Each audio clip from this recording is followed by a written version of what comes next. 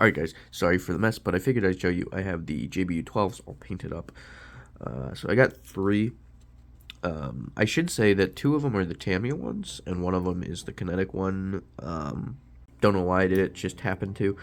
Here's the Mark 28. So the interesting thing is, I should say this is Viejo Dark Ghost Gray. Tamiya Olive Green. This one right here, or Olive Drab, or Khaki Drab, sorry, XF51. So yeah, pictures I've noticed there's variations where the more drab color is on the ends, and I just decided to go with this.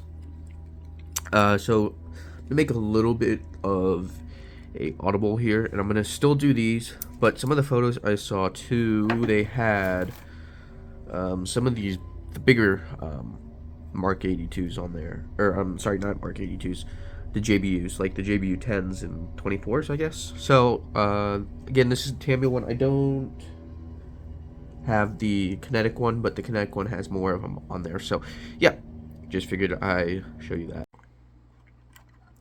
All right, so quick little update here. I have put on the walkway strips. The problem with both sets of decals is they look very cartoonish. From photos I've seen, basically they're just totally when line jets, just your standard line jets, they tend to be totally just walked over, and basically if you look close you can see them, but otherwise for the most part they don't stand out. Now that's on some of them. Some of them. Not all of them, so I'm going to probably go there, since this is on the more extreme weathered side anyway, for an F-18. So yeah, I did that. If you can also see on the pylons, I've gone some of the JBU 12s on. I am awful at painting the lines, so luckily you won't see them, but I think I might just go over.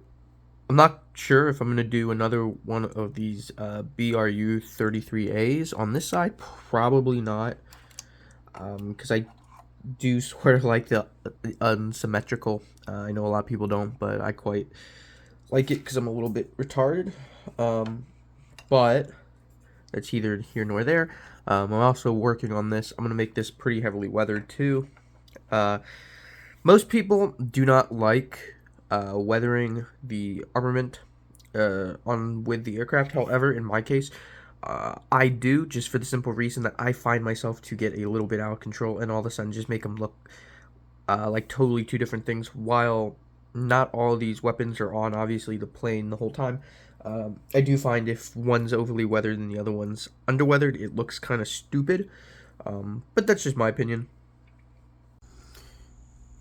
Alright, guys, so we have, so basically I put down the decal of the strikes, and I painted over them. I mixed some of this dark gray, the top color, some black, and just thinned it down, or not thinned it down, made it less black, lightened it.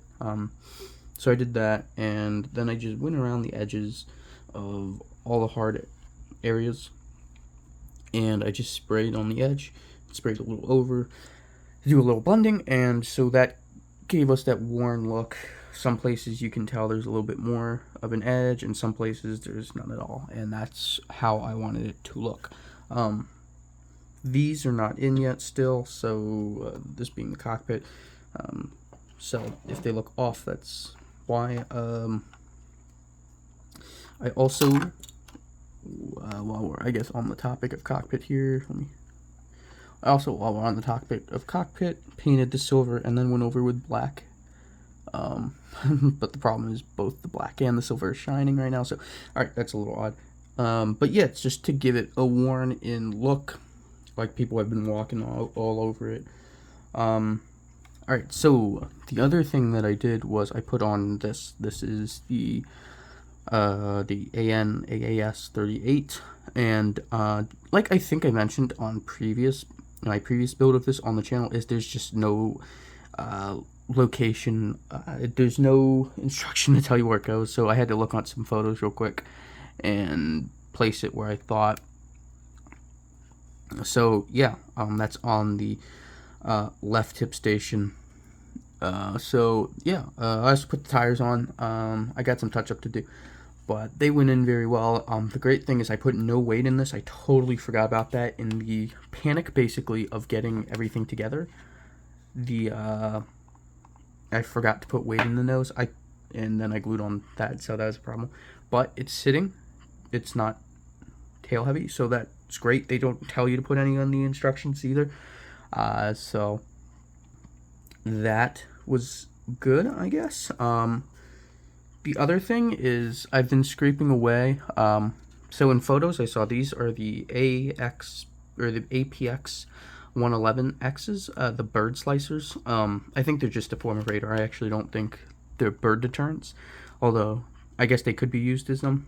Anyway, but these, I figured this was a standard Super Hornet feature. However, they are not. So I'm going to slice them off a little bit better. I just wanted to see where I was as to not mangle the plastic. So this is going to be just smooth on top of here. So yeah, guys, pressing on again. Just got to work on more ordnance. Got to get all the gear doors. One other quick thing. So this is kind of odd. So if you can tell, this is wonky looking paint, and I don't know what happened here. I went on YouTube because I've been using this Vallejo Air stuff, and the thinner that I've been using to clean it and stuff has not. It's been cleaning it enough that I can paint, but it's not been cleaning it up. And if you've used Vallejo, even when it just dries, it tends to get latex-like, almost like micro mask, like this stuff, real stretchy, very latex. So I heard that hot water, like, not boiling, but pretty hot, like bath hot, can help get rid of the paint, and it works great. However, when I paint again, I don't know if it's because the airbrush needles heated up, the stuff paints horribly. So I'm not sure if that's related or if the water's still residual and so it waters down. Anyway, just thought I'd tell you that, and let me know if you have any answers. So yeah, moving on. Alright, so a really annoying thing that I sort of forgot about with this build is right here you see this is the rail mount. This is for the sidewinders that will go right here. Let me get this better in frame for you guys. Sorry, got quite a bit of paint out. Anyway, so yeah, goes right here. This way or the other way around.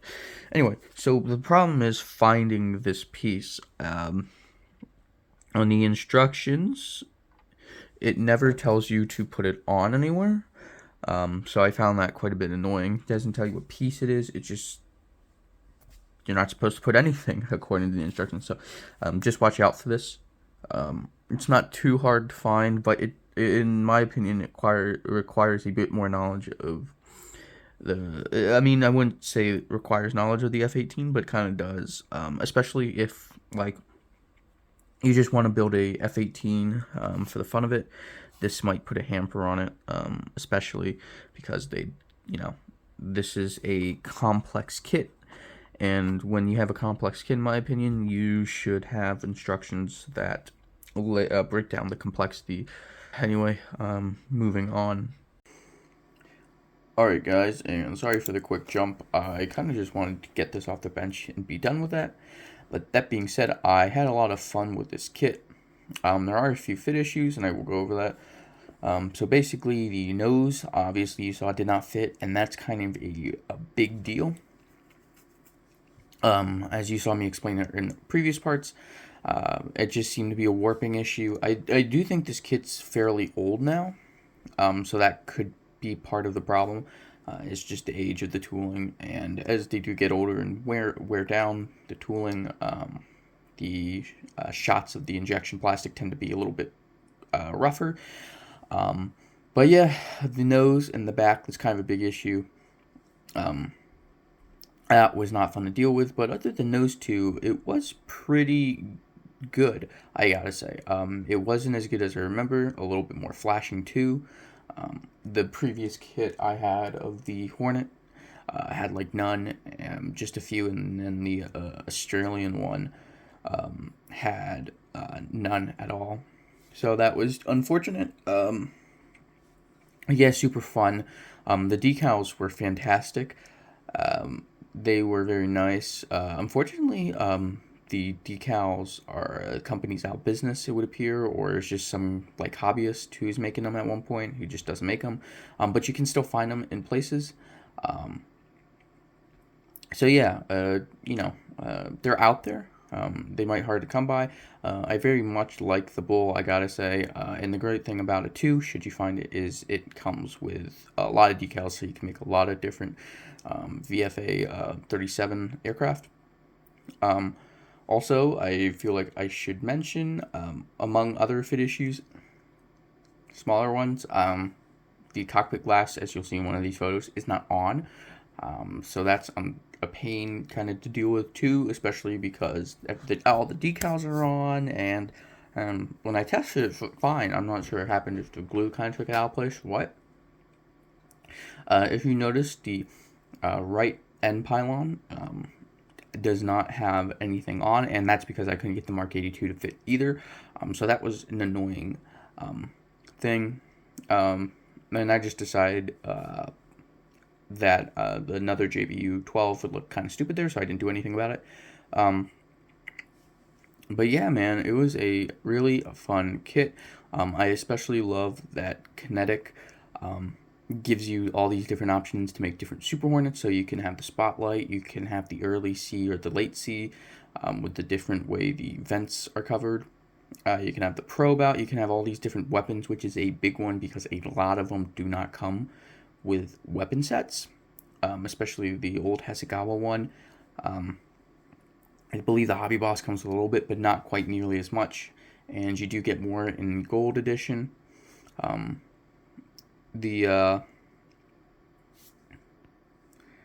However, with all the praise, the instructions were not good. They were just awful. They flat out left a lot of parts off that you need to accomplish, and just. However, with all the praise, the instructions were awful, just as bad, if not worse, than I remember. So yeah, I mean, they practically leave off steps. They not practically, they do leave off steps, like the end with the pylons and then the little laser guiding pod that I showed you. So there's a lot of stuff like that, and a few other things. I'm not quite sure I remember which, but there are a few. So basically, if you have prior knowledge to the F-18, it will just be a little annoyance. But if you have like no information, no knowledge on the F-18, it's a real pain in the behind. So yeah, I would not recommend this kit for beginners. Definitely more of an intermediate build. If I could guarantee you the one I originally built, then it'd be more along the beginners, but right now it's trending. If this is a newer release, this is what the current release is looking like, then it is a more advanced, I would say.